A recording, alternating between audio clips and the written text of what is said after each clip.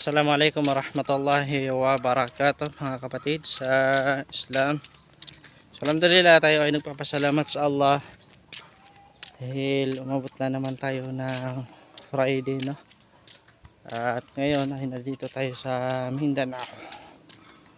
So first time natin ngayon magsala dito ng Friday.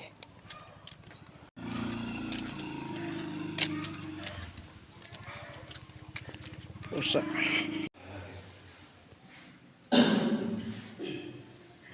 Allahu Akbar, Allahu Akbar. Ashhadu an la ilaha illallah. So yun, alhamdulillah mga kapatid, at nakapagsala tayo ng Friday. So tingnan niyo yung araw,